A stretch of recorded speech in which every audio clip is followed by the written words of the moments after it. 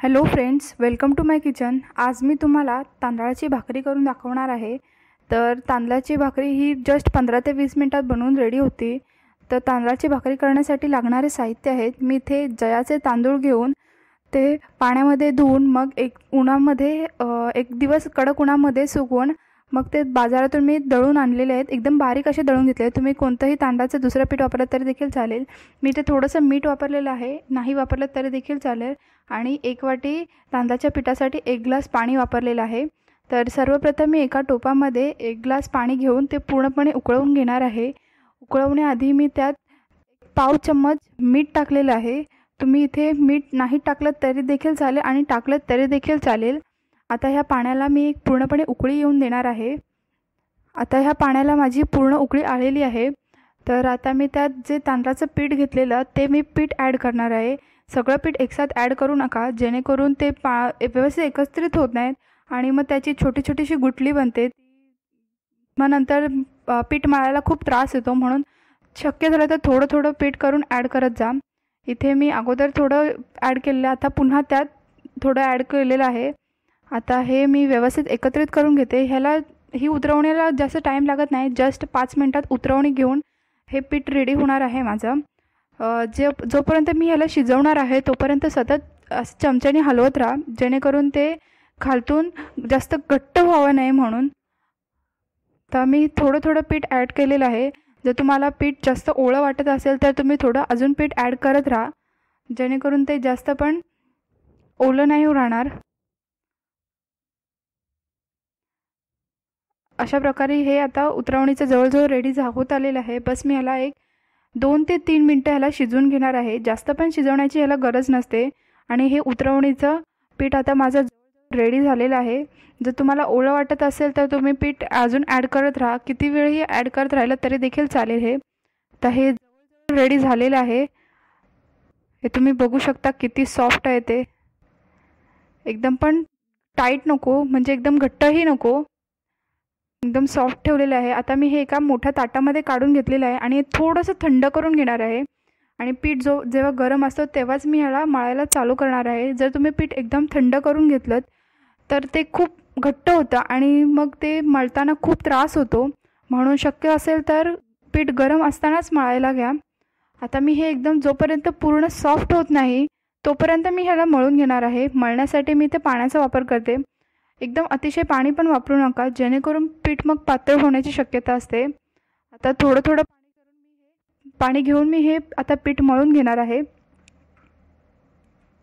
ज्या प्रकारे आपण चपातीचं पीठ मळून घेतो त्याच प्रकारे हे मी भाकरीचं पीठ मळून घेतलेलं आहे। तुम्ही बघू शकता हे किती सॉफ्ट आहे ते।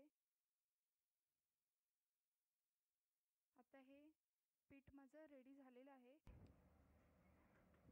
तुम्ही बघा हे किती सॉफ्ट आहे ते। आता हे पीठ पूर्णपणे रेडी झालेले आहे। त्याचे मी आता छोटे छोटे बॉल्स करून घेते।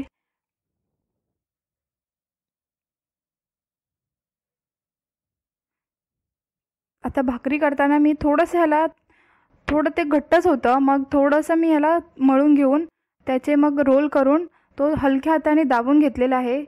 आता ह्यातला मी तांदळाचं पीठ लावून ही भाकरी लाटून घेणार आहे।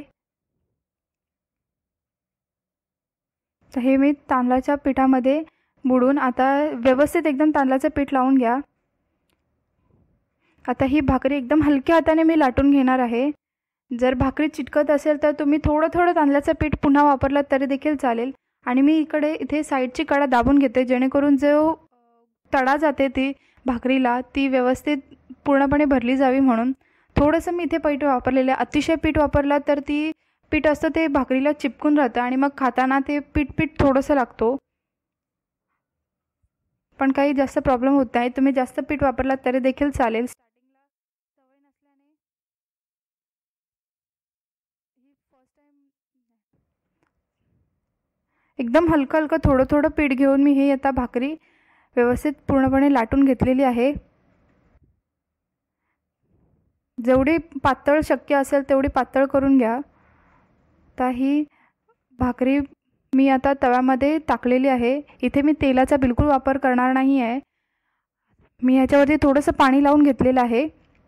आता ह्याला मी एक साईड ही 2 ते 3 मिनटं ह्याला शिजून घेतलेली आहे आणि मधी भाकरी पलटून खालच्या साईडून चेक करत राहत त्याला फोडे येतात काय. जोपर्यंत त्या छोटे छोटे असे फोडे येत नाहीत तोपर्यंत मी ह्याला शिजून घेणार आहे एक साईड. आणि जेव्हा थोडे ती व्हाईट असं त्याची फोडे दिसायला लागले की मी ती भाकरी पलटून घेते.